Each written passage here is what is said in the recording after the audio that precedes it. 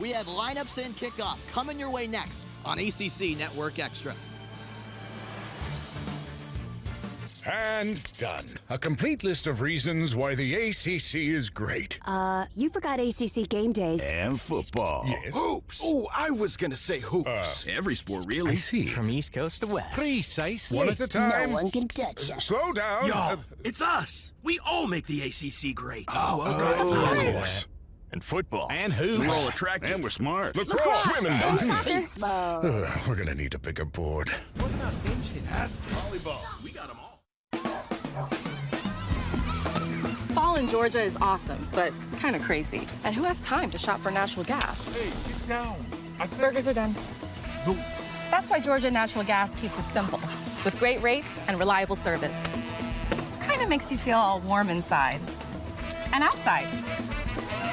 So sign up with GNG and get $100 off your first bill, because these days, simple is just what you need.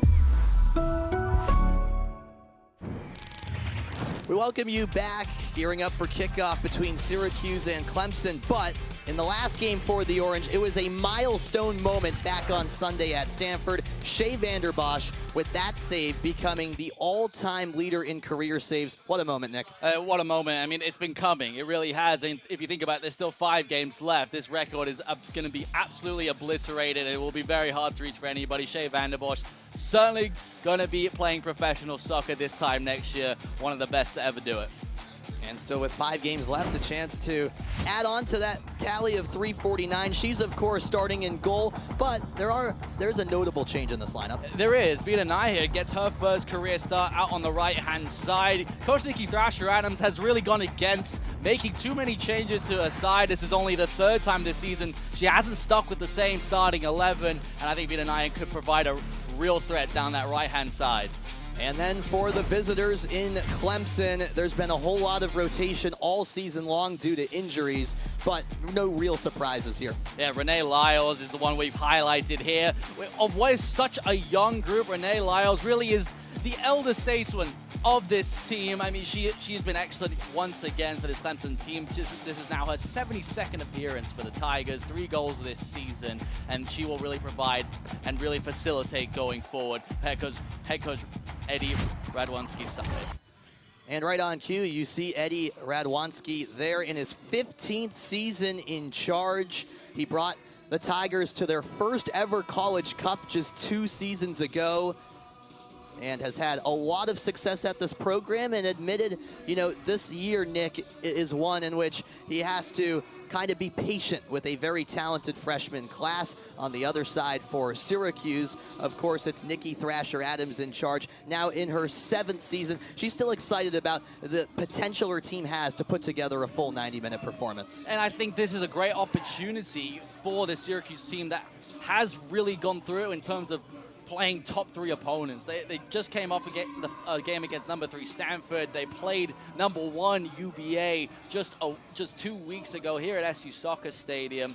I mean, they really had it tough when it comes to their schedule. Coach Nikki Adams said that it has arguably been the toughest schedule of anybody in the ACC, but now going up against Clemson and Miami and Boston College, these are 3 winnable games for a Syracuse team that hasn't won in the ACC since 2022. It certainly feels like this is the stretch right here where the Orange have their best chance to win their first ACC match in 3 years, and the history between these 2 squads suggests Clemson has the upper hand, in fact, outscoring Syracuse 28-3 in 10 meetings. And the only 2 times where it wasn't a Clemson win, it was 2 draws, both times here at SU Soccer Stadium.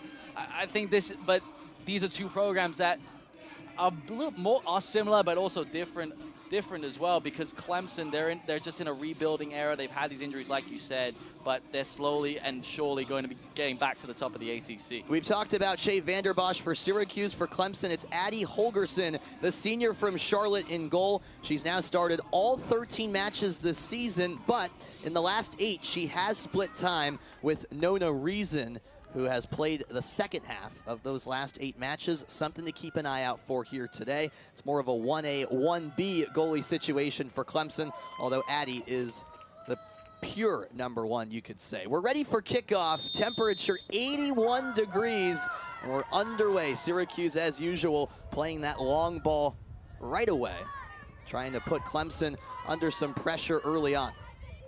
That's a good way to start for Syracuse, unless you give the ball away like this. This is where the game is going to be won and lost, though. It's in midfield, in transition. Both teams, they're going to want to stretch each other out like this. And right away, it's Clemson building some momentum into the box. And a Castenfelt with the hold-up play. Short, clips it in. Clearance away by Syracuse. Anna Rupert gives chase. She's impressed Nikki Thrasher-Adams as of late. Now making her third start of the season after being that spark plug off the bench early on in the campaign. But she's earned her way into the starting 11 for this team, and the senior just brings that energy. And Nikki Thrasher-Adams told us midweek that she's enjoyed having just a set roster. It's been a while since she's been able to just pick the players she wants because of injuries in previous seasons. But it's about those substitutions that really make a difference, and that is why we've seen a few changes today for Syracuse. And Short has the ball taken away from her by Vita Nyhan. However, she gives it right back. Nick mentioned it, Nyhan making her first career start with Syracuse in her 29th match with the Orange. This is her second year with the squad. And it's another giveaway from Syracuse that gives Clemson a chance down the left flank. Natalie Brooks towards the corner. Header away for now. But the Tigers keep up the pressure. In the space, Reese Klein. She's going for goal here. Vanderbosch happily watches it sail over the bar. And those are in these wide areas where Clemson can be really dangerous. The likes of Reese Klein down that right-hand side. It is a little bit, I think, a little bit more in favor of Syracuse because they're so good in the air. They're so good inside the box, but it's in those wide areas. If they keep letting crosses come in, that is where the Tigers are going to have those more opportunities, especially in and around the penalty box. Here's Lyles. Edge of the area, a poor first touch from Brooks, but she recovers. Crossed in, Vanderbosch the save, rebound, put over the bar. Goodness me, Juju Harris, who we highlighted at the top, had a golden chance for her 6th goal of the season and can't capitalize. Of all people, you would think she would put this in the back of the net. I think Brooks does an excellent job of getting the cross in anyway. Vanderbosch's punch wasn't strong enough, but Juju Harris, 6 yards out, open goal. Got to find the back of the net there. That should have been her 6th goal of the season. Harris, only a freshman, but someone who has plenty of big-time experience playing for the Brazilian youth national teams over the years. She partook in the U17 World Cup with Brazil last year. She's from Pembroke Pines, Florida, just outside of Miami, but has Brazilian roots and decided to represent Brazil on the national stage. She's someone to look out for going forward. The fact that she's just a freshman is very promising. I mean, she's not just one of the best freshmen on this Clemson team. She's one of the best freshmen in the country. Was the number 9 ranked recruit going into this season, and someone I think that is just going to grow and grow in this Clemson team over the next 2 or 3 years. And I think it's going to be a little bit tricky for Eddie Radwanski to keep her from going pro at the rate that she's going. Meanwhile, Ashley Rauch has won a free kick for Syracuse. The Orange so far 0-4-1 in ACC play. The Tigers 0-3-2. So both teams know the importance of this match right here. And set pieces is where Syracuse has been really strong, especially in non-conference play. Haven't seen that same knack from the free kick that we saw earlier in the season. Big opportunity for the Qs early on. Here's the service, turns into a shot, just wide. A little uncomfortable for Holgerson, who didn't know whether to go out or stay on her line. It all works out for Clemson. I think Holgerson misjudged it initially. She decided to come out and then realized it was going over her head. And in some ways, a little bit lucky there that it was off target. But I think a goalkeeper of her experience, I think, was confident enough that it was going past the left post. Holgerson from Charlotte, played all 90 minutes in the first 4 matches of the season, but as mentioned, has been split in time recently with reason, although she's the usual starter. Juju Harris called for the foul. a push off, according to the official Brad Church. Yeah, 2 fouls really early on for Clemson. I think that time maybe Harris was a little bit hard done by, but it's going to be physical in that midfield, like I said earlier. Both teams will want to be quick in transition. They will want to win the ball high up the pitch and capitalize on mistakes. And that was a mistake from Nyan, giving it away. Castenfelt, the distributor through the middle. Played all the way out wide. Crossed in. Harris got a piece of it, but it flashes wide. Already a concern for me from a Syracuse perspective. Clemson are getting to the end line way too easy, and the crosses are coming in thick and fast. And I think Juju Harris is in the perfect position every time inside that 6-yard box. And Jolie Jenkins down that left-hand side. That was a great ball in. And you feel if that keeps happening for the Tigers, it's only a matter of time before Shea Vanderbosch is tested again. Header flicked on, and it could be a chance. Clommer is in, one-on-one, and she scores! Mia Clommer scores for Syracuse, and the Orange break through just over 6 minutes in.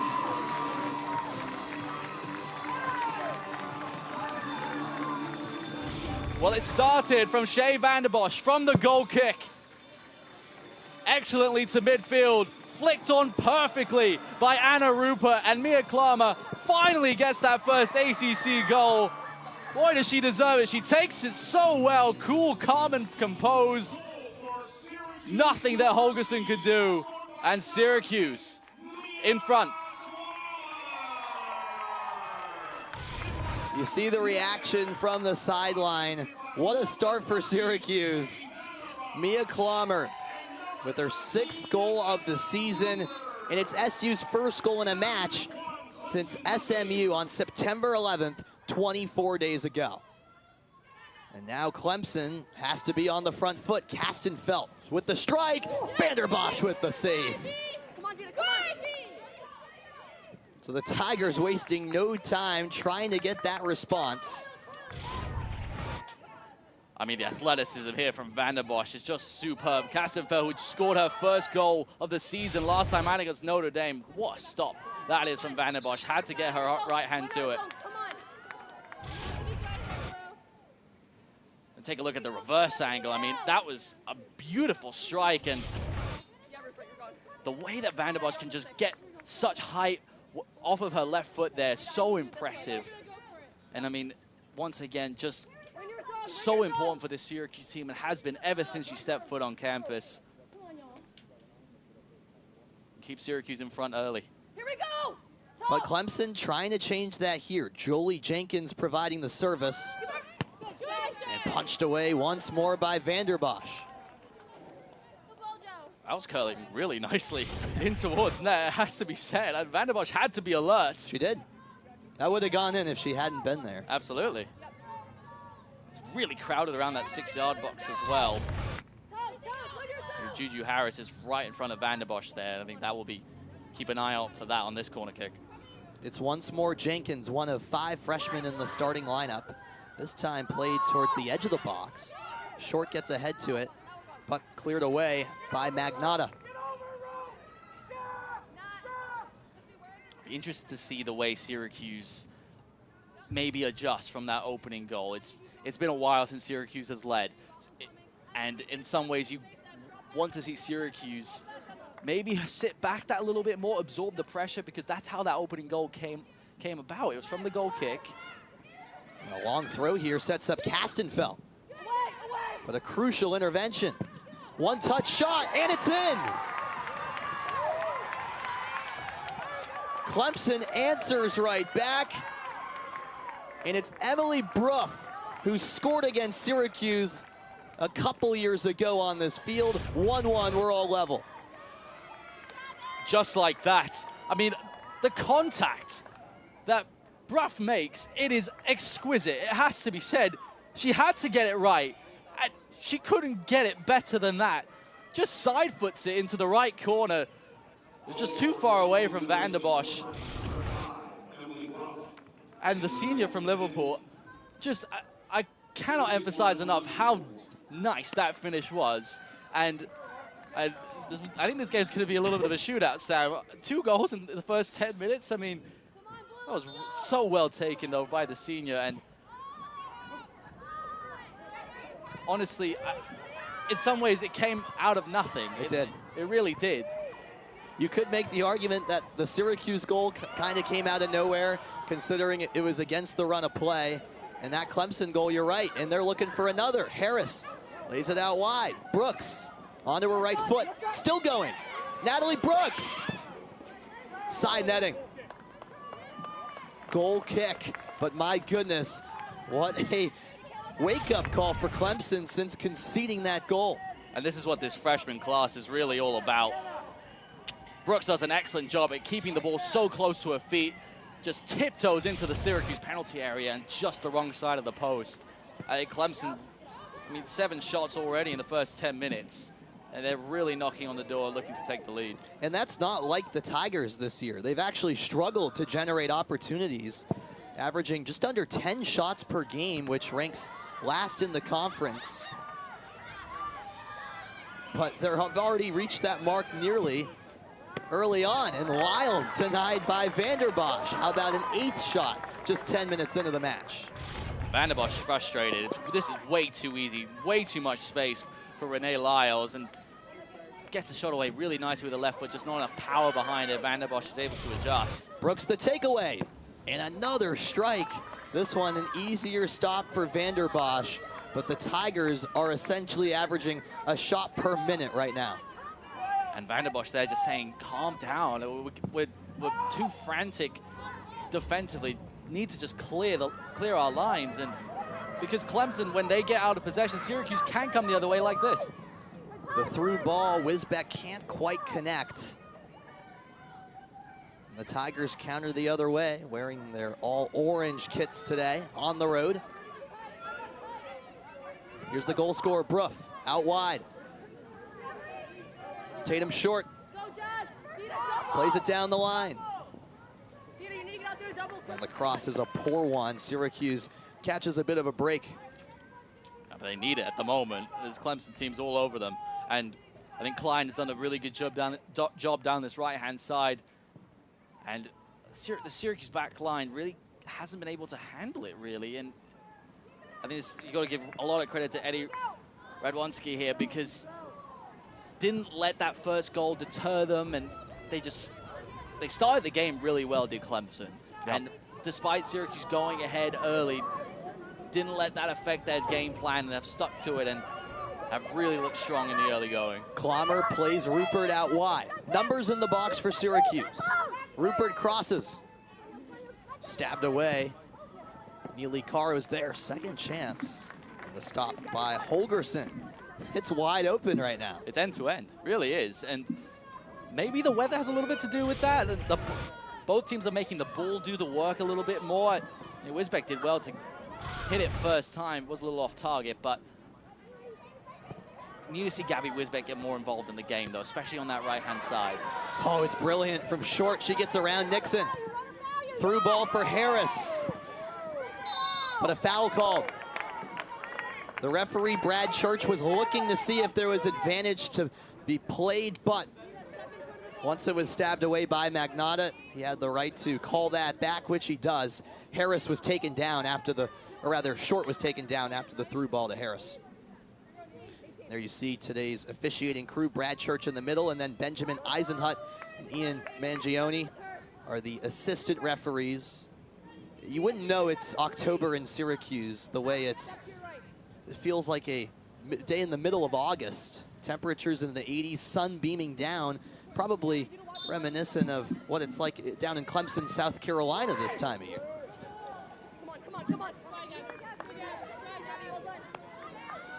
That went all the way out, goal kick to Syracuse.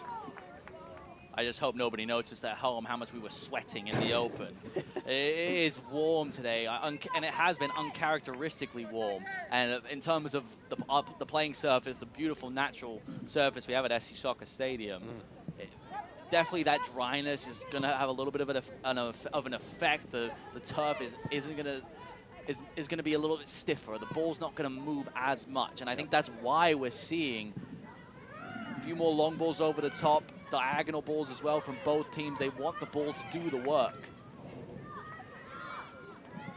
Definitely not the temperatures you'd expect this time of year in central New York. But we have to enjoy it. Absolutely, I echo that. Klein with the service. Way over. You can hear Coach Nikki Adams saying, why does she have so much space? And I echo that.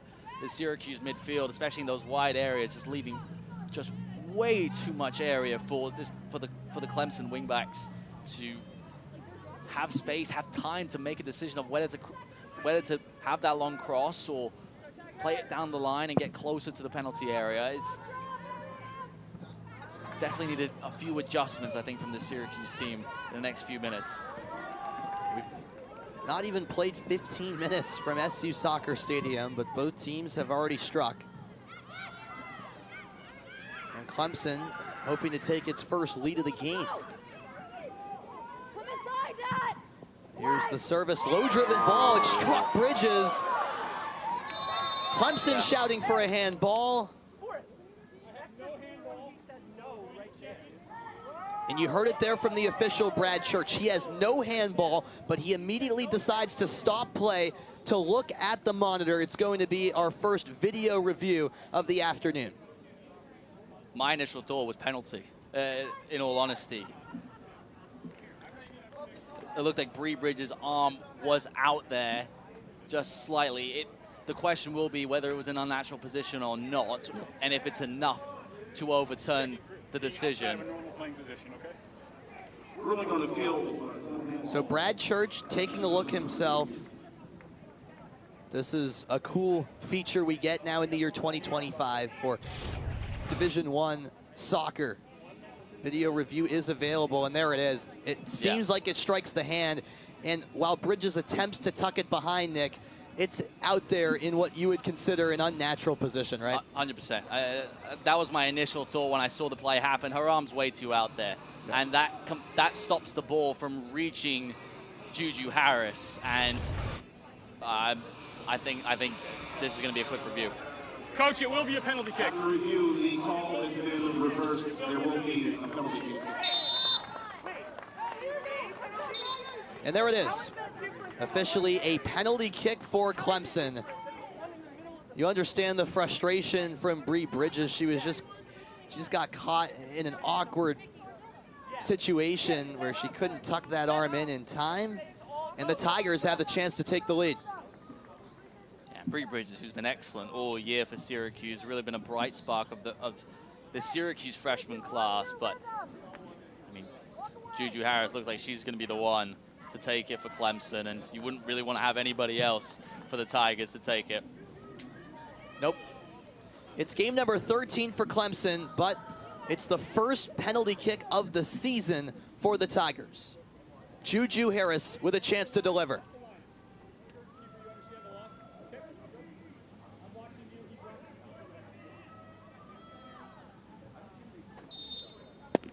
Harris from the spot. Puts it wide.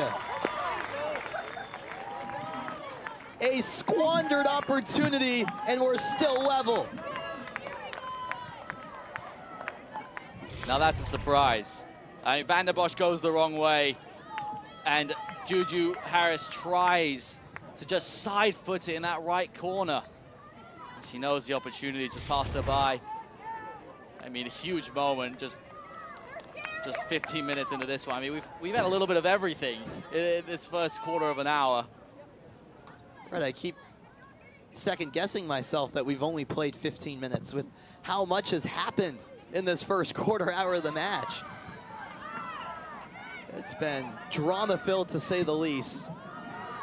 It's clipped in towards Gabby Wisbeck. She's trying to fight Jenkins off the ball. Already plenty of twists and turns to the plot, because Harris is the player you'd expect to deliver in that moment for Clemson. Yeah, you mentioned it. You know, Van der Bosch guesses the wrong way. That whole right side wide open to tuck it in, but she just completely misses the target. And you can feel a little bit of attention from both teams. Both teams just really want to win. They want to win on any occasion, of course, but considering the seasons that both teams have had, I mean, a victory for either of them really will kickstart this back end of the season. And with just 5 games left, it'll be huge for either team to get all 3 points, and opportunities like that, mistakes like that, really could hurt either Clemson or Syracuse. And Holgerson had to boot it out of bounds because pressure was arriving from Mia Clommer. Syracuse keeping up with the intensity. Just past 15 minutes into the match here at SU Soccer Stadium in Syracuse, New York. Alongside Nicholas Whaley, I'm Sam Reese. Thank you so much for joining us on this Sunday afternoon. If you just tuned in now, you've already missed quite a bit. 1-1 between Clemson and Syracuse, including the Tigers missing a penalty kick a matter of minutes ago. Headed up into the air by Klein. Reese Klein of Clemson, no relation to Emma Klein of Syracuse. Similar to a few weeks ago here when Syracuse played Virginia, and there were McDermotts on both ends, unrelated. I wonder when we'll see Maya McDermott. We got a chance to speak with head coach Nikki Thrasher-Adams before the game, and the few changes to the lineup, like Vita Nahin coming in, as well as Gabby Wisbeck in the lineup at the moment. She's been one has been substituted throughout the opening 45 minutes on many occasions this season. When will those adjustments come in? Maybe just that little burst of energy, especially with how hot it is. You would imagine that both coaches will dip to their benches very soon. There's the long throw from Clommer. It comes back to her. Oh, she takes it down nicely. Cleared away by the Tigers.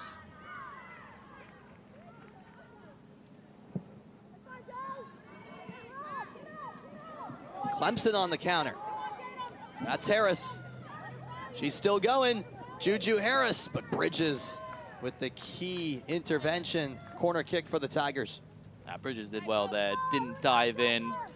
Juju Harris was waiting for the freshman defender to bite and then scoop past her, but Bridges held her ground very nicely. Corner kick for Clemson. Already had a few. Renee Lyles takes it towards the penalty spot. Comes out for short. Clearance by Bridges.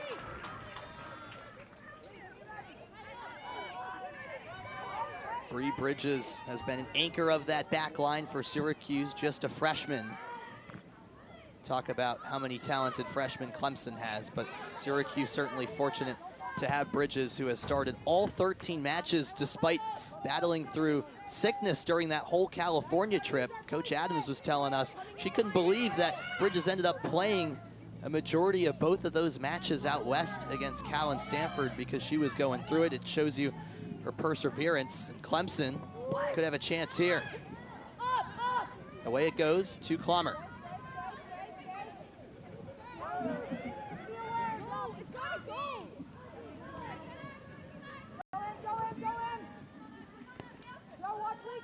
Rauch can't connect out wide with Rupert. And that's Clommer getting the ball that far inside Syracuse territory. Is not where you want her to be on the ball. You want her to get the ball played into her right and around midfield and hold the ball nicely so she can get her teammates more involved. The Orange win a free kick. Tatum Short, the guilty party. She's a junior who did get on the score sheet against Syracuse when these teams met in 2023. A couple years ago, that was a 5-1 victory for the Tigers. I mean, this Clemson team is a really good blend of youth and experience. We mentioned Renee Lyles off the jump, and Tatum Short as well has been such a key leader for this Clemson team throughout this season. Emily Bruff is another one that got on the score sheet already today with that excellent finish. I mean, you got to say it's like clockwork really for this Clemson team. Eddie Radwanski has done an excellent job of really building up to the expectations of that 2023 College Cup team. And that was so excellent and really could have gotten to the final after and they lost on penalties to Georgia. I mean, I fully expect Clemson in the next 2 seasons to be fighting right back at the top. Especially when you consider that this freshman class from Clemson ranks 2nd in the entire nation.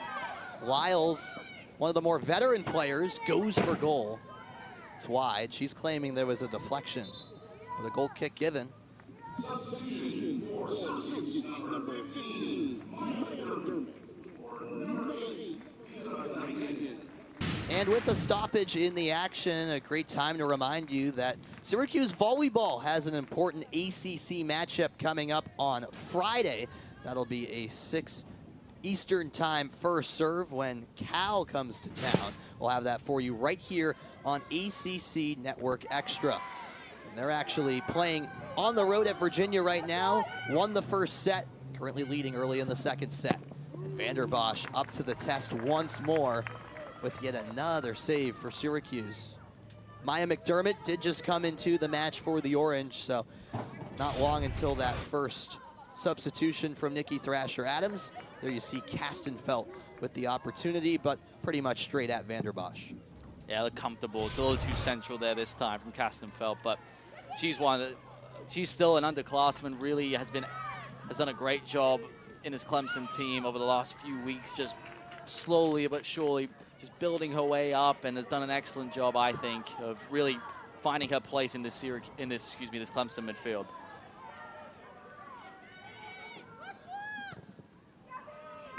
Long ball forward, cut out by Emma Klein. McDermott settles, her first touches, sends it out wide for Clommer. Tackle in there. Off Reese Klein. And the Orange make another change. Julia Arbeliz comes onto the pitch for the Orange. Ashley Rauch gets a breather. So if you had to predict before the game who the first 2 substitutes would be, I think we'd all agree that it was going to be McDermott and Arbeliz to bring that energy off the bench. Hey, if I put money on it, I would have won some money there, I think. That's true. But Arbeliz, really excited to see what she can do off the bench. Long throw from Clommer in the danger area. Swept away by Lyles. Just want to touch on McDermott as well, coming into the game for Syracuse, providing that little bit more energy, especially inside the penalty area. She is going to be playing a little bit more on that right-hand side, but maybe a little bit more attacking-oriented to give Syracuse an opportunity to get the lead back. Oh, it fell for Arbeliz. She completely mishits it. Chance not over. Clommer the cross. McDermott. It did deflect. Corner kick for the Orange. This will be their first of the afternoon. And that's what McDermott can give you. Makes a great near post run, but Clemson defense got there just ahead. But I mean, that's the danger that she can give, just those late runs into the penalty area. And a good opportunity from the set piece for a Syracuse team that is really good on these set pieces. Plenty of bodies in there that can really get on the end of these crosses from Wisbeck. Clommer a short option, but if it's not utilized, Wisbeck to deliver the outswinger. There it is. Over everyone. Magnata does get a deflection. Well done by the defender to win a corner kick for Syracuse, this time at the other end. It's a good spell in the game for Syracuse, who have they've absorbed the Clemson pressure really well despite losing the lead. Last 2 or 3 minutes, this is a really positive spell for the Orange, and I think the substitutions from head coach Nikki Adams has been really positive already. You can already see that McDermott with her opportunity. I think Arbeliz will showcase that as well. Again, it's Wisbeck taking. This time, it'll be an in-swinger from the far side. Holgerson corrals. She did very well to hold on to that, did Holgerson. Adjusted well as well. And this cross from Wisbeck, her set pieces have been excellent. I mean, it's right where you want it to be. And Holgerson does really well to just hold on to it. And what she also did well was send a punt a long ways down the pitch. That could have been An opportunity on the counter for Clemson, similar to how Syracuse scored its goal early on in this match. But Bridges did good to recover. And the Orange have numbers behind the ball. I guess that's a little confusing to say on a day like this, where the Orange are going against a team wearing orange. Of course, Clemson and Syracuse's primary colors, both orange. The home team in SU wearing blue this afternoon. Arbelize gets it out of space, into space to Bree Bridges.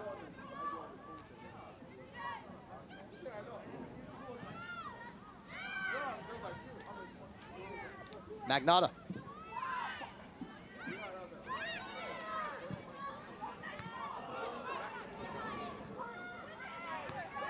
It's a good hustle play from Wisbeck. And Reese Klein is down for Clemson, a 50-50 ball. The official Brad Church stops play. This ends up being a Syracuse free kick anyways. Not sure what Klein did wrong there, but I think at the same time, it was a 50-50 ball, like you said, Sam, both Wisbeck and Klein going for it. Clock was stopped for a moment because Bree Bridges was tying the shoelaces of Shea Vanderbosch off camera. Of course, if you're a goalie and you want to keep your gloves on, you got to have someone help out with that. Bridges to the rescue. Can't take them off. No.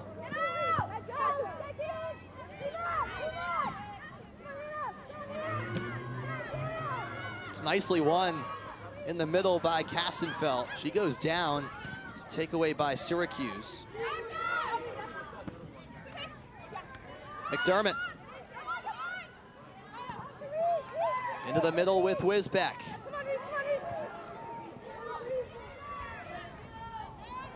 Last touch by Tatum Short. This spell of possession that I was saying just a few minutes ago, it's really positive for Syracuse, and it continues. They're putting pressure on this Clemson back line to make decisions, to make those defensive interventions, and Syracuse with a good opportunity on the throw-in as well. Clommer, as usual, with the long run-up. Headed out of the box.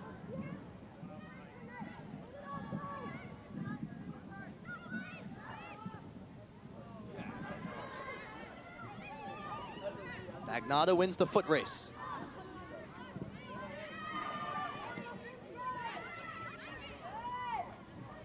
Klein loses it under pressure. Tatum Short. Juju Harris. Really good shape here from Syracuse. Slowed down this Clemson counterattack.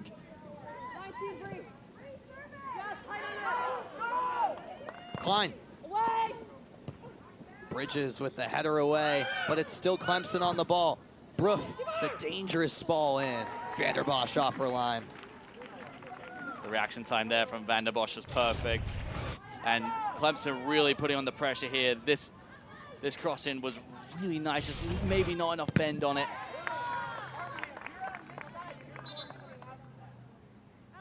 And we've seen it from both teams, though. The crosses from the wide areas have been really solid.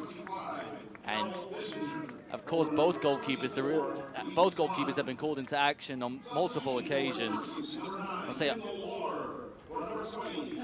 both coaches making some much-needed substitutions as well. To just a few fresh legs. Kendall Laher in for Syracuse, coming off the bench for the second straight game after starting the first 12 of the season. And then for Clemson, it's Elle Bissinger, another talented freshman on this Clemson team. They have 11 of them, which represents 39% of the roster, and 10 of those 11 freshmen have played in at least 7 matches this season. The only one that hasn't is the third-string goalkeeper, Maddie Parrott.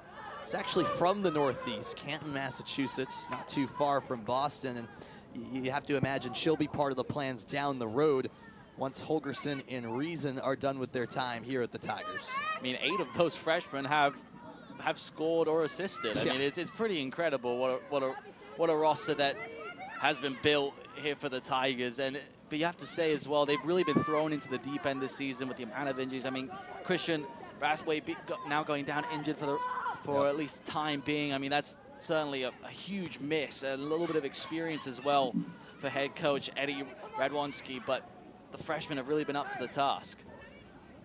They have been a big ask for them. And talking to Eddie Radwanski, he admitted that, you know, you got to be patient with these things. So it's all about building up to what he wants to develop. Again, last year, first time in 11 years that Clemson missed out on the NCAA tournament. It's usually a Tigers team that's competing with the best of the best in this great conference that is the ACC, but with so much talent that he's brought in, the future does seem very bright for Clemson. All about being patient from here on out. Rupert played in, but it's no problem for Holgerson.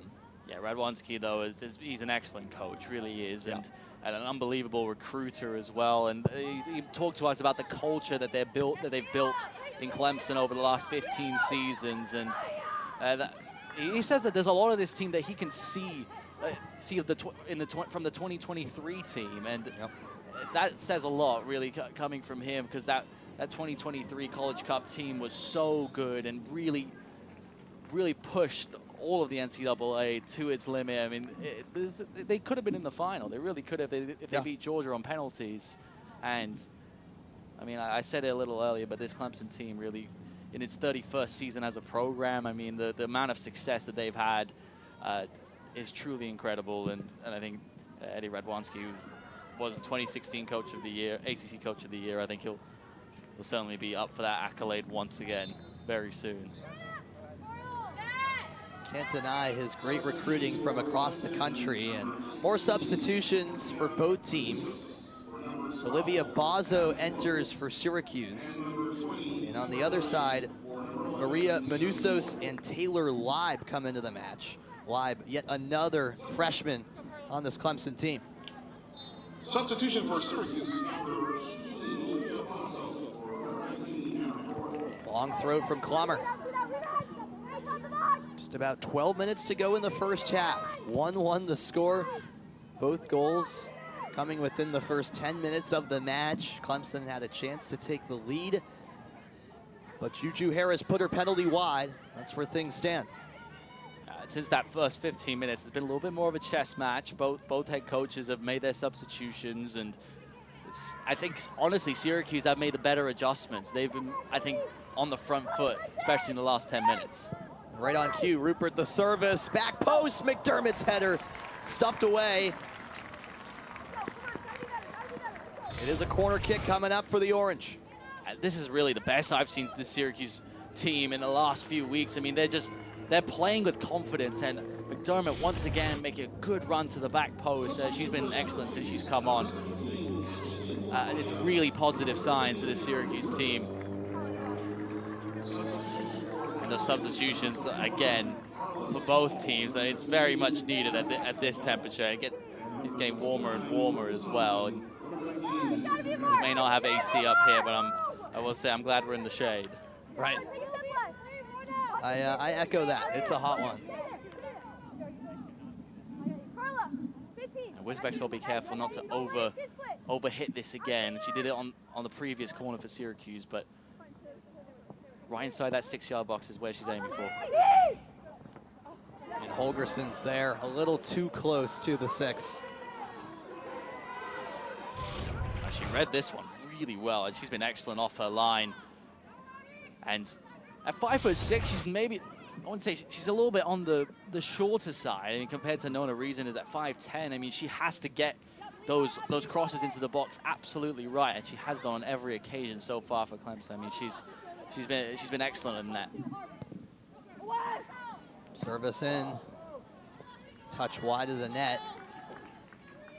There were more substitutions moments ago. Abby Incorvaya now into the match. You just saw Manusos with a half chance. She came in a little bit ago, but the two most recent entries for Clemson were both Carla Small, the freshman, and then Jordan Thompson, the grad student, who's making just her 4th appearance from the season. She's actually one of a few Clemson players from the Northeast, comes from Lee, New Hampshire, about 4 hours from here. And that's something impressive as well about Eddie Radwanski, the head man for Clemson, and the job he's done. He recruits from quite literally everywhere. A few from the Northeast, plenty down south, plenty out west, even a player from Hawaii, and that's Carla Small, the freshman who just entered the match moments ago. And in an area like the Carolinas where it's so congested, and you've got Duke in there, Wake Forest, North Carolina, and then even up in like Virginia Tech, Virginia as well, UVA. I mean, you're competing. You're competing you're all competing in everyone's backyard, basically. So sometimes you have to go a little further afield and find the best talent, because this is the ACC. You have to get a top 2 recruiting class. That's what you're aiming for every year. Klammer could be in with a chance. She's still going. Mia Klammer straight at Holgerson. She was so close to her second goal of the match, but we remain level. Oh, my goodness. Just too central from Mia Klammer here. She does so well to get away from Carr into the penalty area brilliantly, but tried to get it through the legs of Holgerson. I mean, you have to put that either side of the goalkeeper, I think. Try and find the corner rather than go between the legs. I mean, she's been excellent for Syracuse. Really has been a bright spark offensively throughout the season, and you'd expect Klammer to score there. And there is a player down for Clemson. That's the goal scorer, Emily Bruff, the senior from Liverpool, England. Played her club years with both Liverpool and Man United. Actually made her pro debut for Liverpool FC, becoming just the second youngest player to make an appearance for the senior team. And this would be a big blow if she can't continue. That would be a huge disappointment for Clemson.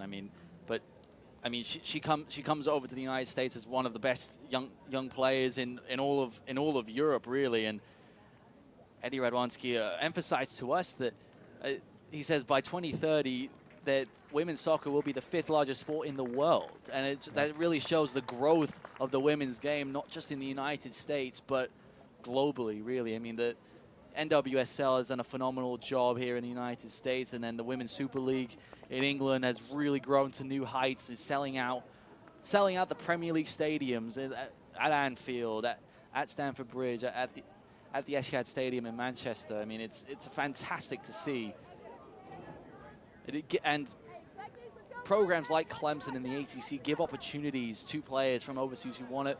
Maybe they want to get that education as well, because it is very cut and dry, not at every level of soccer. Right. Yeah, it was really cool getting that perspective from Radwanski as Nixon delivers it in. Arbelais almost got a foot to it. And we should mention that Bruff has been let back onto the pitch. There she is. So she gets the okay from the official, Brad Church. And fortunately, it seems like nothing too serious for a Tigers team that's just been absolutely ravaged by injuries. In fact, Ella Johnson and Gabby Gambino, sophomore and senior respectively, are 2 players who announced in the last few weeks that they've decided to, unfortunately, end their soccer careers due to multiple injuries. And Klammer, meanwhile, is playing in a chance. There's the shot. It's over the bar. Goodness me. Kendall Lauher. Clemson forgot about her, really, and she just couldn't square it up. She lost her footing when she went for the shot. I mean, Klammer, again, getting in between the Clemson defenders and just leaned back slightly, and that's what lost her footing. Just has to side foot it, really, does Lauher there. Huge opportunity for the Orange. Wow. Yeah, you're right. Just lost her footing. Meanwhile, Maddie Costello has come into the match, replacing Neely Carr. She becomes the 9th freshman to appear in this match already for the Tigers. Another top 50 recruit. I mean, it's never ending for this Clemson team. I mean, it's so impressive to see, and they've been excellent to watch as well today. I mean, the first 40 minutes of this game have been so fun to watch. It's end to end. And Costello actually from Long Island. She's ranked the #10 defender in the entire nation from her class. Was recruited down to Clemson, something that we also hear quite a bit, especially as of late, and Eddie Radwanski echoed the same sentiment. The facilities down there are just state-of-the-art. That's a big attraction too. Both the men's and women's team at Clemson plays at historic Riggs Field. It's one of the cooler college soccer venues in the country. Meanwhile, Clemson looking to take the lead. It's skied over the bar by Taylor Leib, whose brother is on the men's team with Clemson. What an opportunity for Leib here. Maybe could have taken a touch inside, and I think the ball was bouncing a little bit, and so Leib just got under it there. But a little bit similar to the chance for Syracuse moments ago, looking to hit it first time in her stride, and just leaned a little bit back, got under it. Winding down in the first half, still 1-1, and somehow still 1-1. I mean, we're both trying to catch our breath. Right. I mean, it's been a phenomenal game of soccer, it really has. Step up from Nixon. Here's Costello. Out wide by Thompson. Sent into the danger area. Wide again. Costello clips it forward. Header away. Stabbed forward by Rupert, but settled by Mackenzie Duff. Syracuse can't clear their lines at all right now. Clemson really trying to put the pressure on in the final 5 minutes, go into the break ahead. But there's Clommer with the takeaway. Arbelize. Oh, miscommunication in the middle of the pitch. That's the worst place that Syracuse could have lost the ball there. Lyles tries to thread it through. It gets through. The shot parried off the post. Vanderbosch denies Leib, and Clemson still hasn't found the second goal. I thought this was in the back of the net. What a stop from Vanderbosch onto the post. I must admit, I was off my seat. That is a phenomenal save from Shea Vanderbosch. Had to react, couldn't make any misjudgment. She's frustrated, rightfully so. It was way too easy. Wow. Where would the Syracuse team be without her in many ways? I mean, that was a phenomenal save. And another corner kick on the way after that stop. She got enough on it to redirect it off the post and wide. Jolie Jenkins with the in-swinger. It's more of a ball towards the 12, towards the penalty spot, I should say. And Vanderbosch called into action once more. She's been busy throughout this first 45-minute frame. She has, and apart from one shot that's gone past her, she's been excellent. And I mean, we say it week in, week out for the Syracuse women's soccer team. It's Shea Vanderbosch, this and that, and you would think it's hyperbole, but it's not, because she just has been such a key point for this Syracuse team, and she leads the program in saves, save percentage, saves per game, and she's still got 5 games left in her college career. I mean, it really is fantastic, and she's going to be playing in the NWSL next year. I'm more than confident about that, and she could realistically get to 375 saves, absolutely, at least before her time is done. I mean, which is absurd. Yeah, absolutely. It's even possible she could get towards that 400 range, especially if Clemson keep peppering shots. Yep. And it was fun when we got to talk to the head coach, Nikki Thrasher Adams, the other day, just about, the journey for Vanderbosch here, because her first season, Coach Adams mentioned there were talks about her redshirting, but then, an injury to the starter, she gets her opportunity and never looked back from then.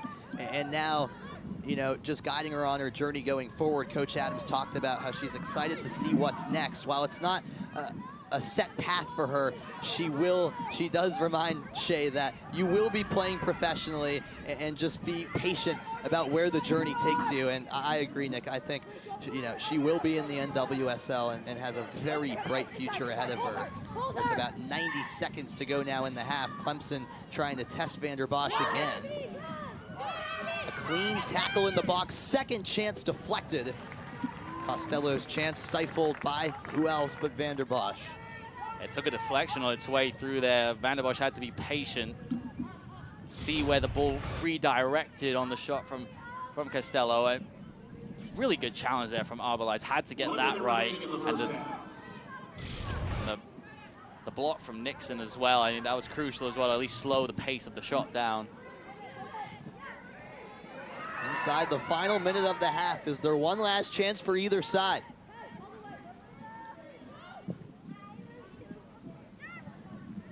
Just over the head of Clammer. That long ball has really worked for Syracuse, though, in this first half. That's where how that opening goal came. Need to see more of it, though, in the second half. Oh, it's clinical here, and the shot from distance saved. Manusos just kept on weaving through. And it feels like Vander Bosch is content to just take some time off the clock here. 10, 9, 8, 7, 6, and that will do it for the first half. It was an action-packed opening 45 minutes. Clemson won, Syracuse won at the interval. Finally, an opportunity for both teams to get a bit of a breather, Nick. Absolutely. I mean, it was really end-to-end throughout. For having that season-ending injury. So she's been splitting that time with Holgerson, coming off the bench for the final 45 minutes. And we're ready to go. Second half off and running. Clemson with the ball. Now attacking the left goal in these final 45 minutes.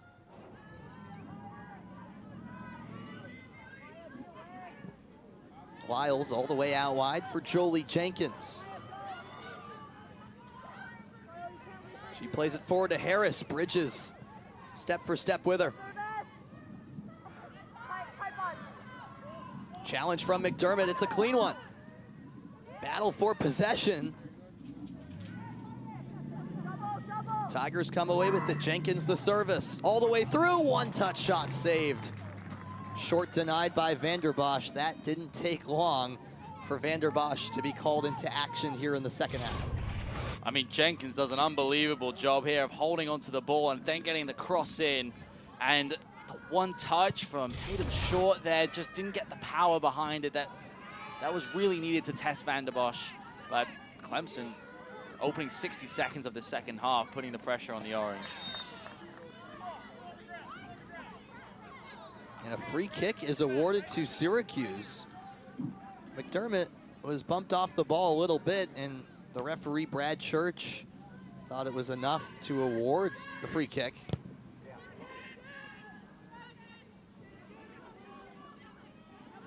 It's going to be really interesting to see how both teams set up in the second half. Clemson with the more shots, more possession, but I think that's a little bit of a red herring if you just look at purely the stats, because Syracuse, it was a good 15, 20 minutes of that first half. They were the dominant team. They were really deep inside Clemson territory, testing Addie Holgerson plenty of times. So this game really could go either way. The next goal could really be pivotal. And here comes the signature long throw from Clammer. Headed away. Shielded by Harris, and it could open up space for Lyles.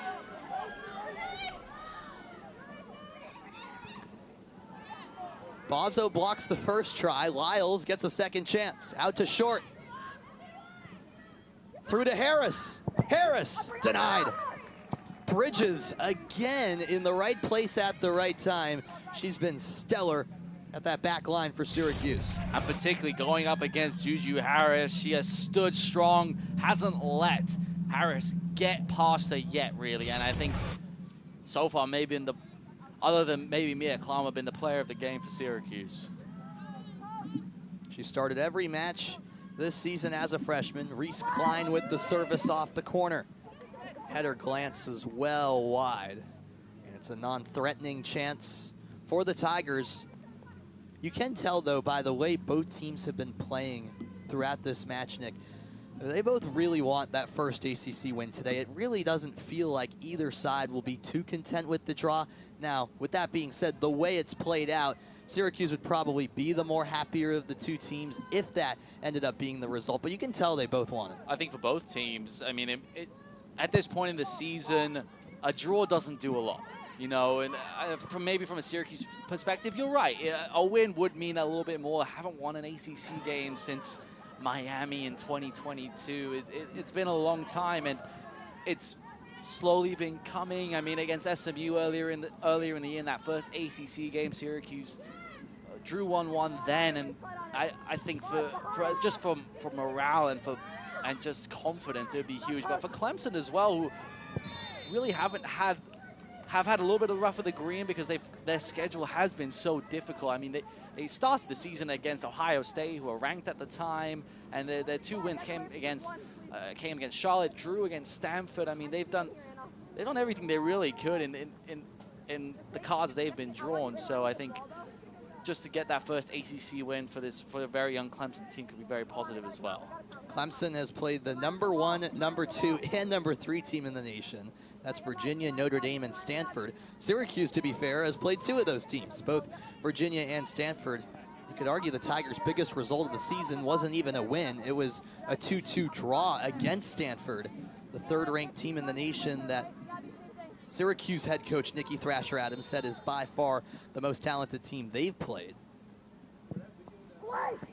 Header in, and it just wide of the post. Nearly slipped home. On the glancing effort, it appeared as though Brooks got ahead to it. I mean, the ball in was exquisite, and at the near post, it looked like it was Juju Harris. Right at the near post, had lots of space. It came off her shoulder, actually. I think if she read the ball that little bit better and got her head to it, that probably would have been 2-1 Clemson. It's not the first time from the set piece that Juju Harris has got into that dangerous position at the near post. It's been a theme all game long. Nixon completely misfires. Syracuse a little flat-footed, I think, in the first 5 minutes of the second half. Clemson feels like they're a little bit just a step ahead coming out of the break. Might not be too long until we see some substitutions from head coach Nicky Thrasher-Adams.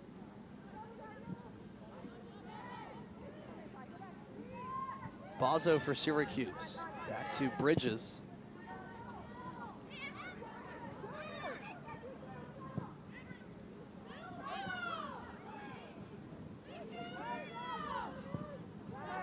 The Orange build it out of the back. It was too strong from Bozzo. It's happened too many times, I think, for Syracuse when trying to build out of the back. That's not where they're at their best. I think the Syracuse team, that's where their first goal came from, was from a long ball over the top that was flicked on by Rupert. Jenkins says, why not have a crack? But Vander Bosch was there all the way. This is what Syracuse needs to do more. Long balls over the top, put the Clemson back line under pressure, force them to make a decision. And if you lose the ball, like, so be it. Syracuse defensively have been really solid, have had a really good shape. So the short one-touch passes just isn't where I think Syracuse can be really threatening. McDermott has space. Clommer went down off the ball. That's too far ahead for Rupert.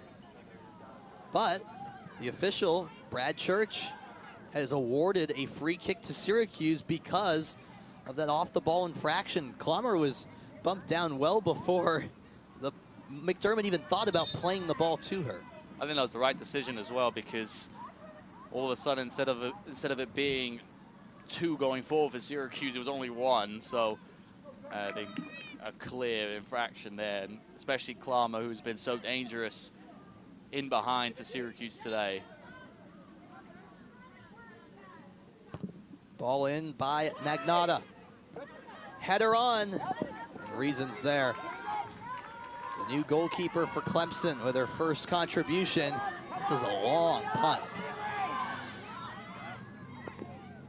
She did it on the half volley. I mean, that was very impressive. Off the bounce.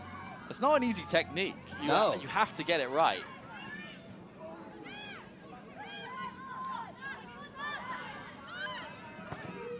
McDermott sends Rupert in, but Duff gets there first.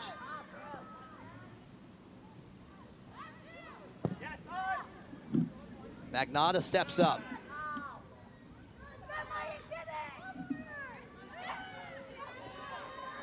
Back out wide for Rupert.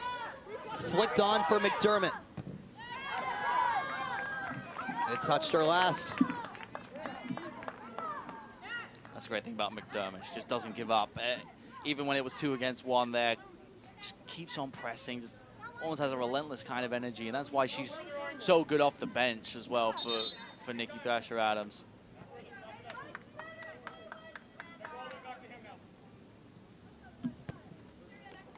Clemson is going to be forced to retake the throw-in. Jolie Jenkins maybe a little too far up. Too far up, I think.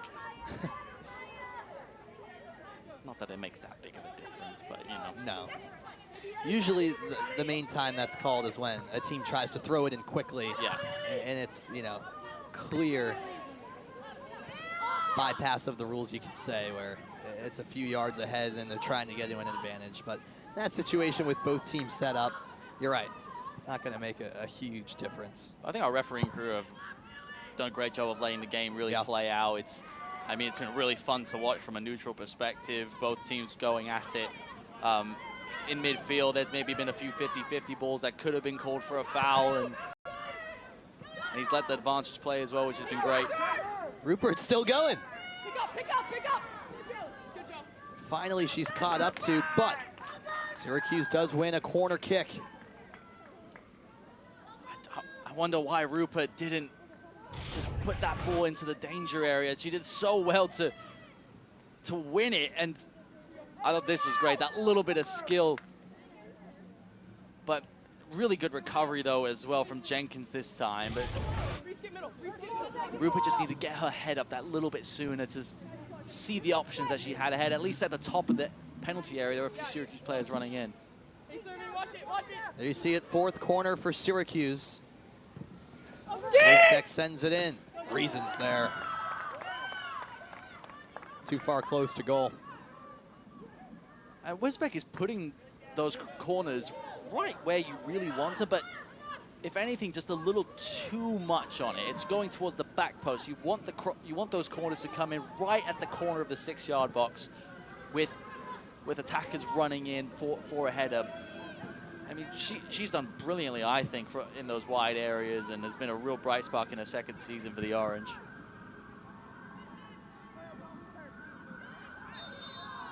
Free kick won by the Tigers. That was Anna Castenfelt holding up play, just a sophomore, and an interesting journey for her. She's from just outside of Phoenix, actually originally committed to Georgia, spent a whole spring with them last year before then committing to Clemson, where she was a freshman last year. Here's the header away by Nixon. Bruff for Juju Harris.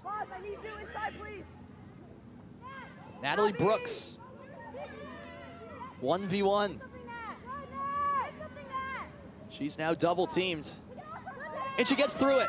It's brilliant from Brooks. She's still going. Deflection, and Vanderbosch comes out to the rescue. Wow, what a sequence there. And I thought Magnotta did very well to just put Brooks on with her back to goal, but how she got through there in that little of space, I don't know. And she gets the ball in well, took a deflection, and Vanderbosch does very well to come and collapse on it, but that was, I really don't know, between the two Syracuse defenders and the end line. I mean, that was really impressive. It was. There from Natalie Brooks. I mean, we've seen that, though, from a couple of the freshmen already today, and we've seen it throughout the season for Clemson. This freshman class, it's not just their pure soccer IQ and their ability and just like raw talent, but they just have that little bit of flair. And we've seen it from Juju Harris, we've seen it from Jolie Jenkins. I mean, they keep the ball so close to their feet, and that gives them the opportunity to twist and turn away from defenders so much easier than anybody else. And imagine what 1 or 2 years of training from head coach Eddie Radwanski will do.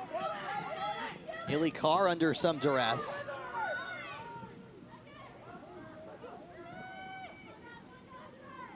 Good step from Jasmine Nixon. Her, Bree Bridges, and Natalie Magnotta have anchored this back line the entire season. They've been the starters every single game. And if anything, we haven't talked enough about Magnotta throughout this season. We've talked about Bree Bridges as a freshman starting every game, about Jasmine Nixon and being a transfer from Kentucky. Yep. But Magnotta herself has been excellent as a freshman. Like you mentioned, played in every single game, and has really been excellent as that right center back. Here's Brooks again to Harris. Come on, Gabby, come on, inside, Gabby, I need you inside Yeah, all now. 3 of those players in their first year at Syracuse. Freshmen and a couple of transfers. This could be a chance, but Vanderbosch does well.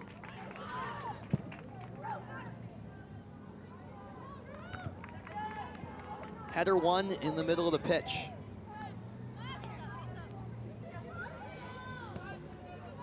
Just about at the hour mark. 1-1 between Clemson and Syracuse. Both goals came early. First, it was Mia Klammer putting the Orange on top. The Tigers answered a few minutes later thanks to a one-time effort from Emily Bruff for her first goal of the season, 5th with Clemson.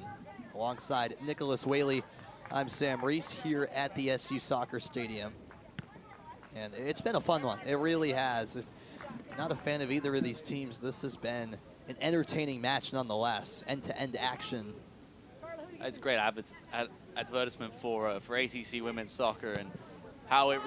I mean, the SEC has tried its best to compete with the ACC when it comes to the level, but the ACC women's soccer is just the best conference there is in this sport. And 2 teams like Syracuse and Clemson, who may not have an ACC win this season, but they would go toe-to-toe with everybody across the country. So it's been really fun game to watch. But this final half an hour, I'm very interested to see when those substitutions come from either team.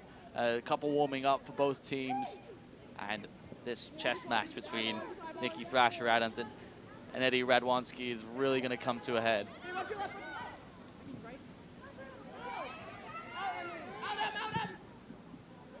Clemson decides to play it up the middle, and Short is tripped up by Bozzo. That really gave the Tigers a break.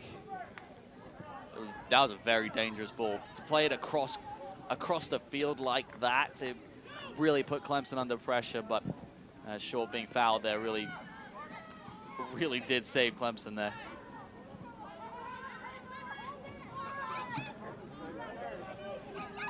Bruff to Duff. Nice touch from Lyles, who lays it back for Brooks. The return pass for Lyles. Brooks again. Bozzo steps in. Gets out of pressure and finally clears it down the line. It is out of play.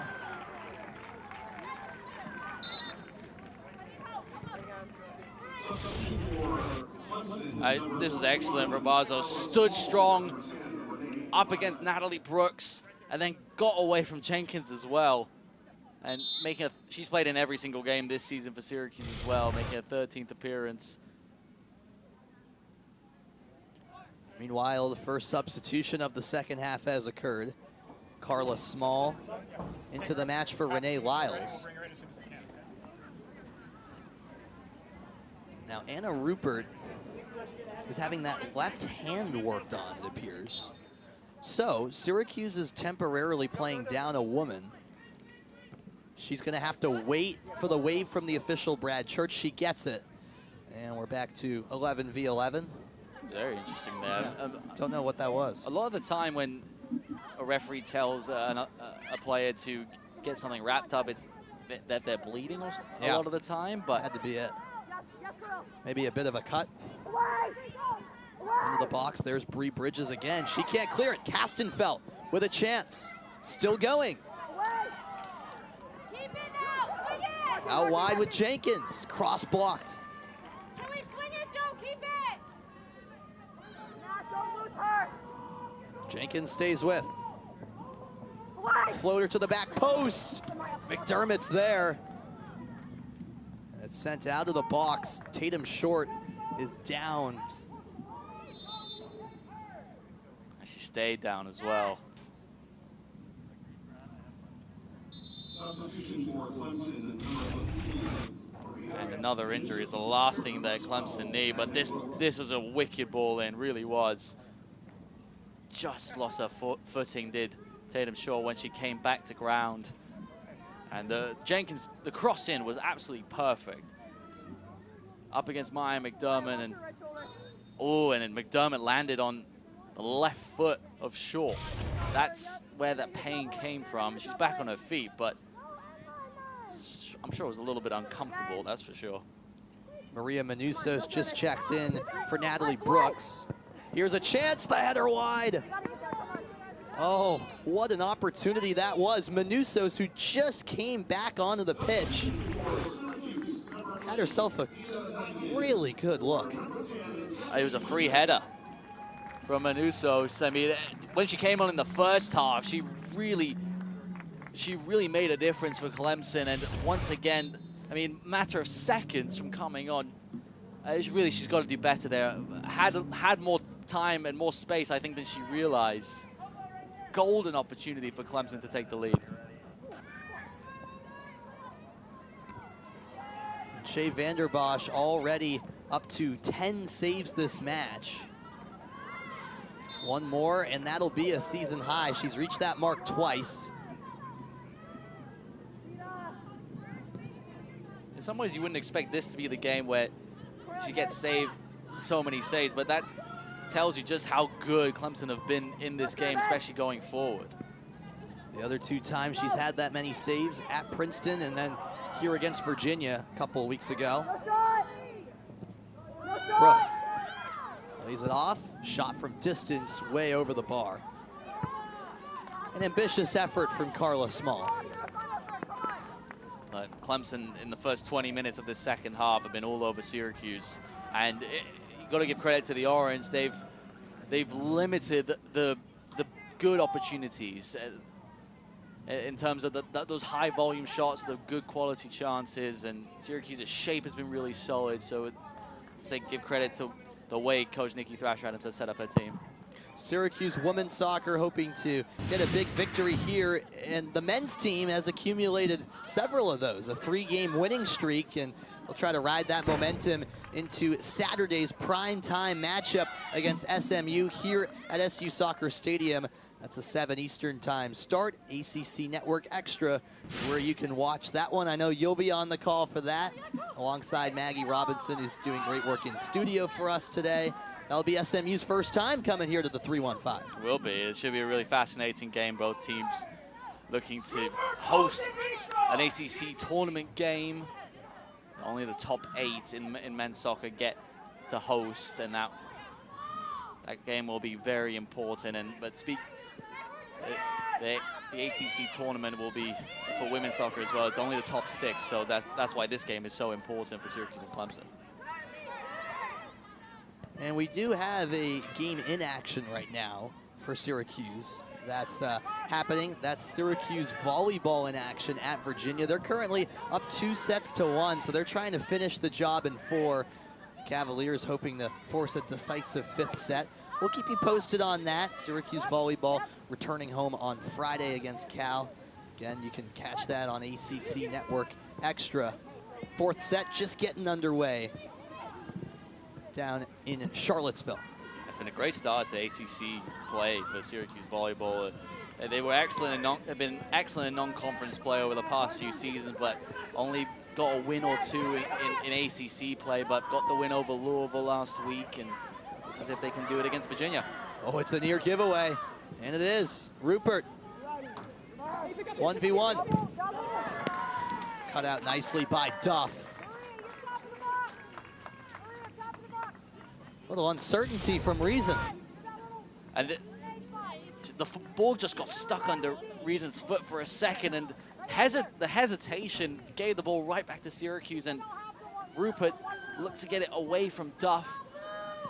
And Graston did ever so well to hold her ground. If anything, Syracuse should have done better from that Clemson mistake. McDermott standing over the corner. They're averaging 5 of these per match. Already reached that mark.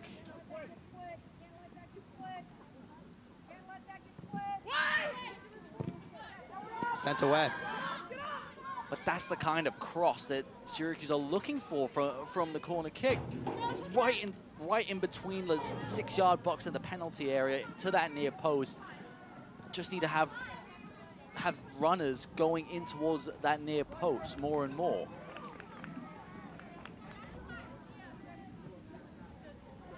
Three-quarters through the match. Still a 1-1 game. Both goals inside the first 10 minutes.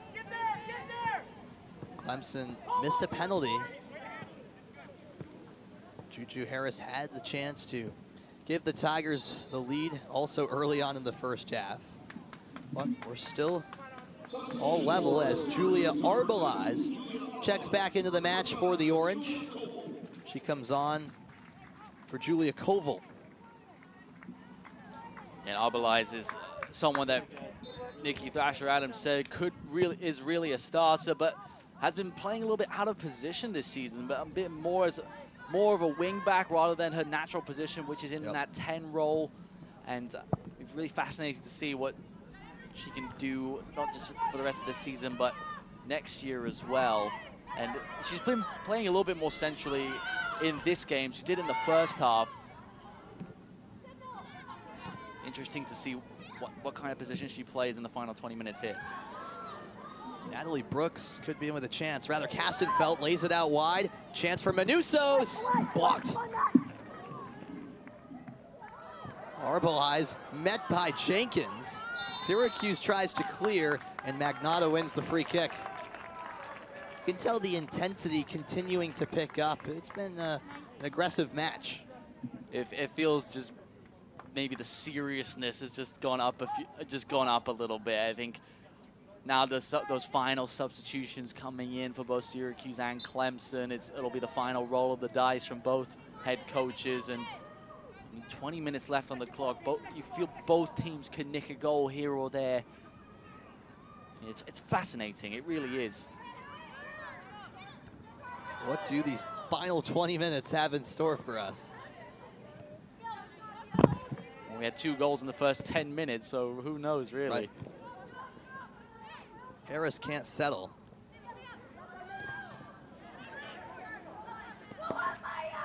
Vida Nyan. Almost too fast for herself.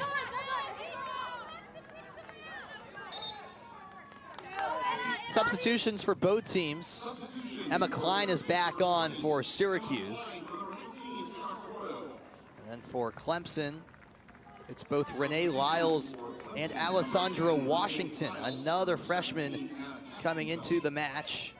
She's making her 9th appearance. Did score against Charlotte back in early September.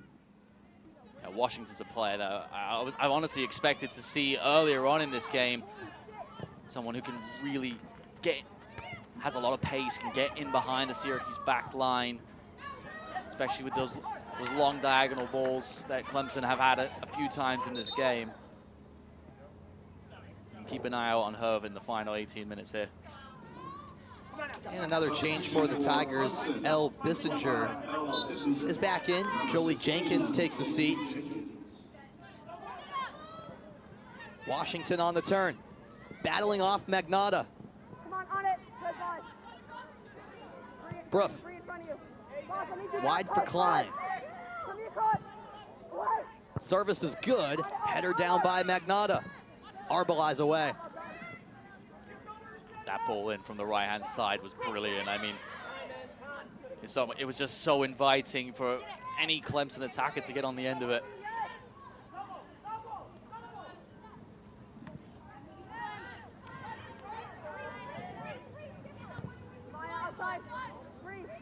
Space for Klein. Good block. Klein on Klein crime, dare I say. That was Emma Klein for Syracuse. That's the best one you've had all day. Oh, I appreciate I like that one. That'll be an interesting battle, though, throughout the final quarter of an hour or so. I mean, Emma Klein has come in to really, I think, anchor that midfield. And that's where Syracuse have really struggled in the second half. Small distributes out wide. Manusos floats it over. You can maybe sense the frustration building in for Clemson. 23 shots now, and something Coach Eddie Radwanski mentioned at the break where he wanted his team to be a little more clinical in front of goal. That's really been a theme for the Tigers this season, as much as it's been for the Orange as well. Yeah, 100%, because this is a Clemson team that has been getting into those positive areas, but 23 shots, they had 17 at halftime, so they've only had 6 in the second half. Yep. So in many ways, you feel that Clemson has regressed in a way, but Syracuse have set up in a little bit more of a low block. We got a clash of heads here, I think. Yeah, always scary when you see that. Anna Rupert colliding with Mackenzie Duff.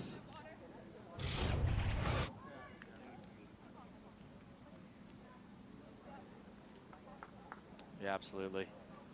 And our referee, Brad Church, did the right thing and stopped play immediately, so both players can get the attention they need, because especially with how warm it is out there, I mean, you got to give credit to both teams. They're, at this point in the year, we're getting towards the somehow it is the start of October. Should never be this hot, but you know, we're getting towards that peak fitness level as well, but it's still so difficult for both teams. I mean, you have to say maybe Clemson has a little bit of an advantage, because considering their climate is a little bit on the warmer side, a little bit more humid as well down in South Carolina.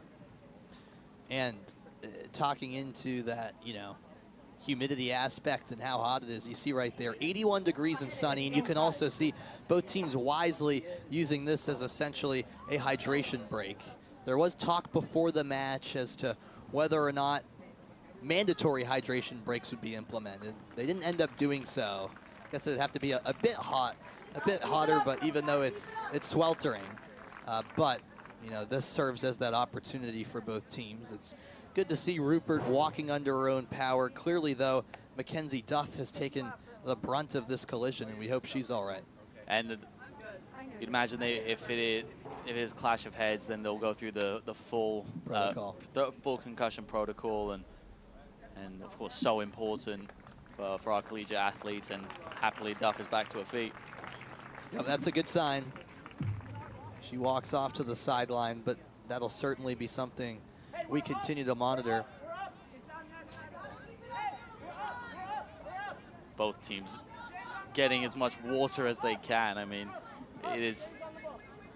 we've played the best part 75 minutes so far, and I mean, you feel the most intense minutes are about to come. Look at this, Shea Vanderbosch is all the way up to take the free kick inside midfield. We know she's got a heck of a leg. I mean, is she gonna go for goal here, or? Right. She's stepping back far enough that it looks like she is going for goal. She's getting instructions from the sideline right now.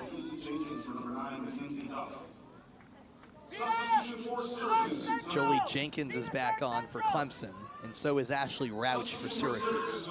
Brandon Denoya down below as assistant coach for Syracuse. Maybe this is from the training ground. It's a good service, but the header wide. Klammer was a bit off balance. And just slightly behind Klammer here. I mean, that was beautifully floated in, and maybe even just a little bit too much behind it from Shea Vanderbosch. I mean, he was excellent. And Klammer, who's excellent in the air, just couldn't adjust her body. And Anna Castenfelt and Natalie Brooks both re-enter the match. They were on the pitch to begin the second half. They're in for the final stretch. Blast off of Jenkins. Maybe since Syracuse have absorbed this pressure throughout this second half, it's an opportunity for them to push forward. Back with Magnotta.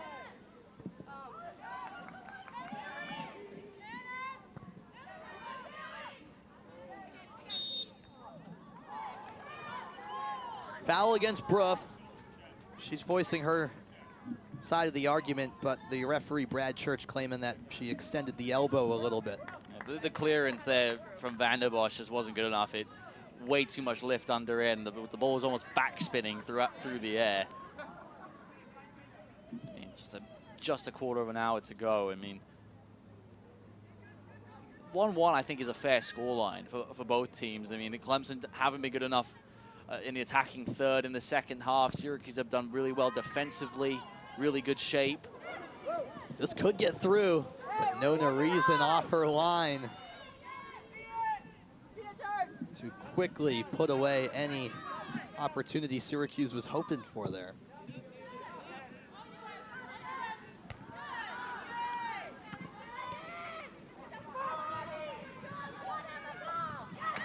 Great challenge from Klein. Stays with Clemson for now, but there's the takeaway from Vita Nyan. Rauch opens up. Rauch goes down, and a foul from behind. A free kick opportunity coming up for Syracuse. Natalie Brooks caught out of position. This is the best bit of build-up we've seen from Syracuse all afternoon. Rauch did ever so well to get the ball down the right-hand side, and Natalie Brooks had to chase, and the freshman with a little bit of inexperience there, I think, dragged Rauch down, and now what an opportunity this could be for the Orange. Clemson electing to put 3 on the wall. Rauch standing over the set piece. Goes short. Nyan centers it. Header right to Reason.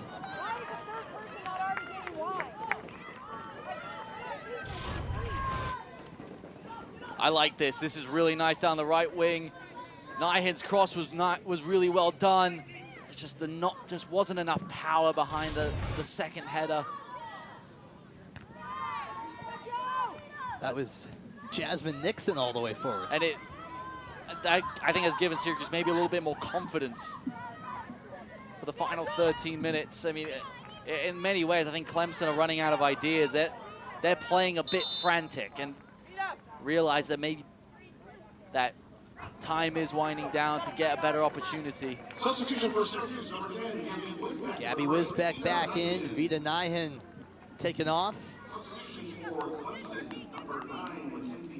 And it's good to see Mackenzie Duff also back into the match. She was part of that head injury, or speculated head injury moments ago.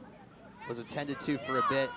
She's cleared protocol, back into the match, replacing Reese Klein.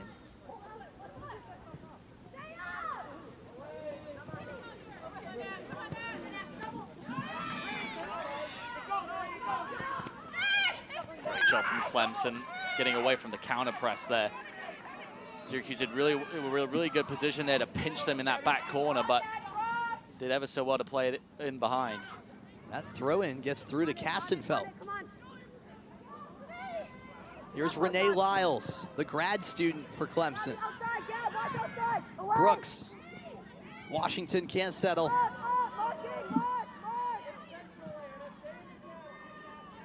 Someone who does settle, Neely Carr, puts it into the mix.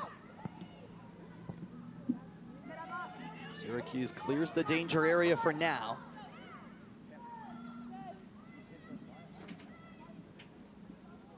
Give credit there to Gabby Wisbeck, because she had to get that initial clearance right after the cross. Because otherwise there was a Clemson attacker waiting at the back post. Headed right back to where it came from by Bridges. Second service by Jenkins. finally settled by Wisbeck. But one back. Edge of the box, Castenfelt.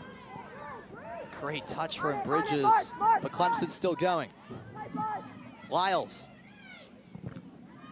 Bozzo the block. Back out for Jenkins. McDermott steps up. Syracuse defending for its life right now. So far holding on. Lyles again. Washington lays it out for Carlos Small. And the Tigers just keeping possession here, patient in the buildup. Jenkins the cross. McDermott gets a piece. Second chance over the bar. Castenfelt was in a good position. And she caught it crisp. She really found the power there with her left foot. Just couldn't get it on target on this occasion. But again, the opportunities that Clemson have gotten in this second half haven't been the high quality ones that you'd want. They haven't been inside the penalty area. They haven't really tested Shea Vanderbosch in the second half the same way they did in the first. So you got to give credit to the Syracuse back line, who've stayed really solid, haven't let any gaps open up, and credit to Nikki Adams as well for her substitutions as well. I think it's helped the midfield a little bit more as well. I think Emma Klein coming in has just given a different solidity in there as well. And still enough time to even grab a winner. This game's still completely in the balance. Could be anyone's, despite the shot discrepancy. Played through by Rauch. Heavy collision, and Nixon called for the foul. She took down Alessandra Washington. I think it's an opportunity to get Syracuse back into their shape. And the delivery here needs to be good from Clemson. Right now, Natalie Brooks, lots of space on the left side, but the official, Brad Church, tells Clemson to move it back a little bit. Carr does so, and here's her service. Headed up by Magnotta. And towards the sideline by Bozzo. Tigers back with it, Jenkins. Closed in and has it stolen by Bozzo. Oh, it can't get through to Clommer. Bruff escapes the pressure of Arbalez.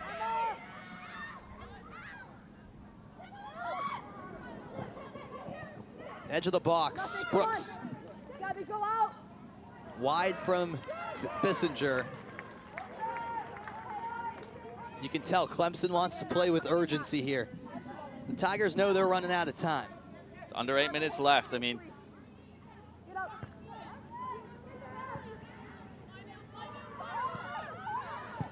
Small goes out wide.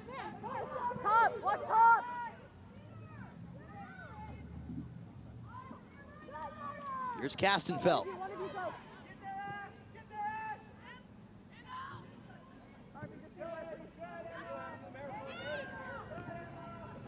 Syracuse just keeping its shape at this point. Renee Lyles trying to solve it. A heavy first touch from Castenfelt. She gets by McDermott. Clips one of the penalty spot. Back for Small. Blocked again. It's still loose. Washington in a battle. It's cleared away by the Orange. A potential counterattack opportunity. Clommer holding up play. She has to surrender. Duff with the takeaway. Syracuse wanted a foul, didn't get the call.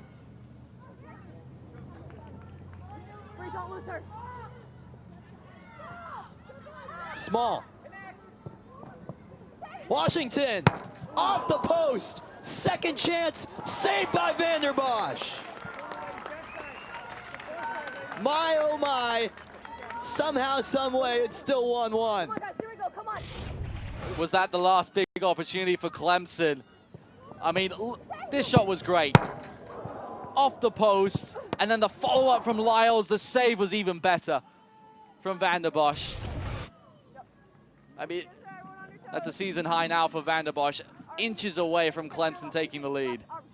Wow. If not centimeters. Right. Off the woodwork from Washington, who certainly had Van der Bosch beat on that one, but then a spectacular save on the second effort. Here's the cross. Header. It's loose near the 6. Arbeli's there, and she just boots it clear. Syracuse gets numbers up.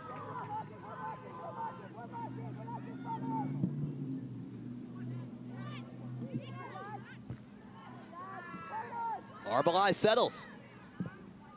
Goes out wide. What a ball. Clemson making the run. She's met by Small. Clemson gets through it. Mia Clemson squares it. Shot off the bar. Second chance. Hits Rauch. Third opportunity blocked. And Clemson clears away. The Orange still going for it. Bozzo. Wide for McDermott. Crossed in, but it's right into the breadbasket of Nona Reason. Goodness me. That was unbelievable. What a ball from Arbeli's. Klammer's in behind, had a bit of space, gets away from Small on the tackle. Waited to play the ball in, off the crossbar. Might have been right on the line from Rauch. And the secondary shot from McDermott was blocked. I mean, both teams could have taken the lead in the last 2 minutes. Both denied by the woodwork. I mean, I'd be interested to see how close that was to the line. Absolute mayhem, and Syracuse still going after it. Wisbeck. Clemson holding up play. She gets some space, but the cross is one she wants back. We've got to see this again. I mean, Clemson does so well to get away from the tackle. She has space. She's waiting for numbers.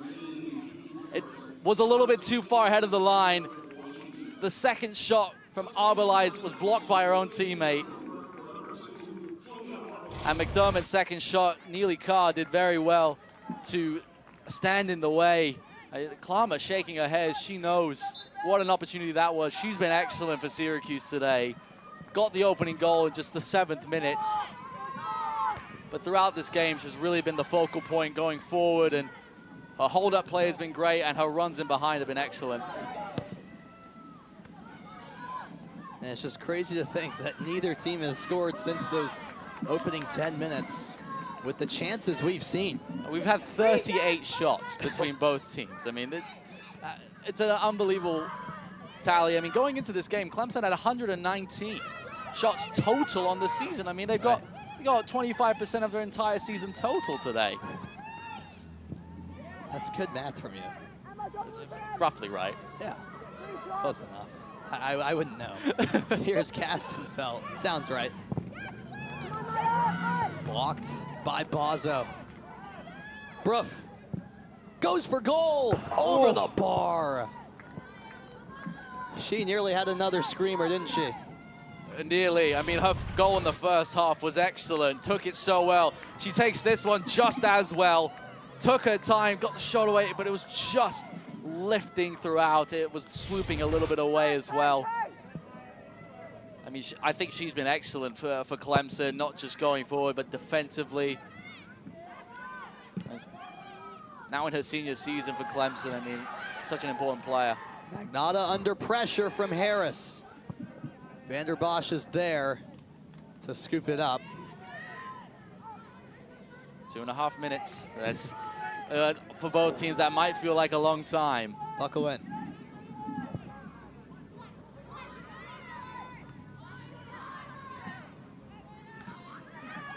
Rauch flicks it forward.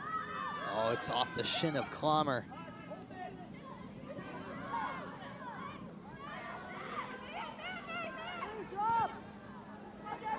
Bruff plays it forward to Small. The cross is not a good one. Syracuse catches a break. It's felt like both teams have had that lack of quality service at certain times. There could be even more chances generated if some of those crosses were on the money, Nick. It's been the story of the second half, especially for Clemson, who they get so high up the pitch, and that final ball, the most important, is the one that lets them down. Once again, whether it's been on the left or the right, the crosses haven't been good enough, and it might let Clemson down in the end.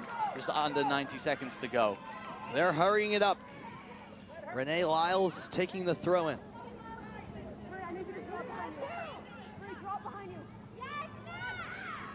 Brooks has it taken away. Clommer taken down. It'll be handball, I think. You're right. It struck her arm, and Rauch boots the ball away. I predict that'll be our first booking, perhaps. No. Wow. All right. I mean, Clommer as well. It's an accidental handball, but it is a handball nonetheless.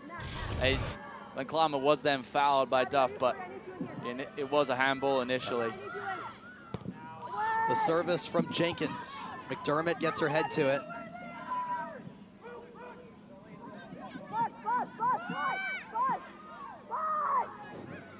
Oh, that's a little gamesmanship there. Yeah. Gabby Wisbeck certainly knew what she was doing.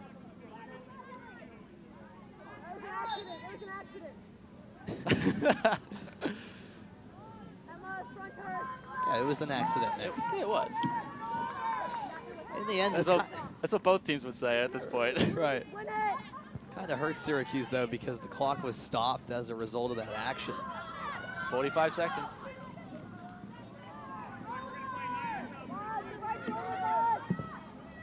Long ball forward from Small. Harris heads it towards the box.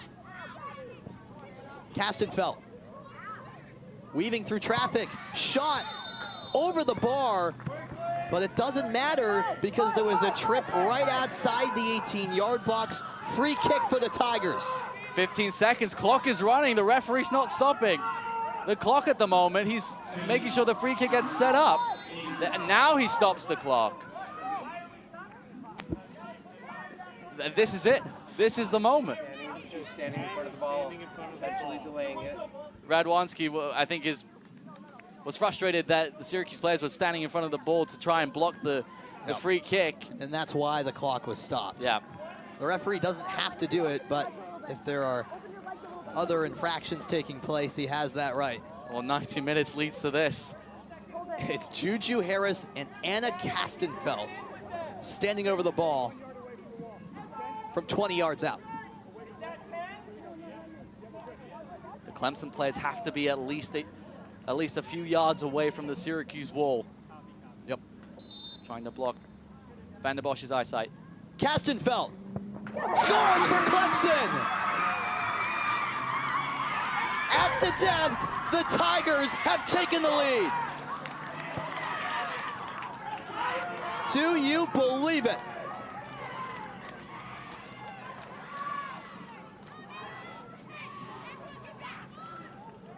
Wow.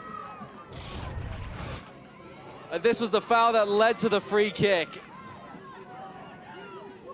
Certainly was from Anna Rupert. But Castenfelt, who scored against Notre Dame, curled it beautifully around the wall. She can't believe it, nor can Clemson, nor can Syracuse. Van der Bosch thought she put the wall far enough to the left. But there was enough bend on it, and Syracuse hearts broken with 6 seconds to go. It's now back-to-back matches with goals from Anna Castenfelt. She scored against Notre Dame. She's done it again against Syracuse. And while we were showing that replay, SU's bench was shown a yellow card. I believe it was awarded to assistant coach Brandon Denoyer, who was voicing his complaints. Syracuse has 6 seconds here. They got to go for goal. Tapped forward for Rupert. She taps it off for Klein, and they won't get a shot off. It's all over at SU Soccer Stadium. The Clemson Tigers come from behind and score on a set piece with 6 seconds left to take down the Syracuse Orange.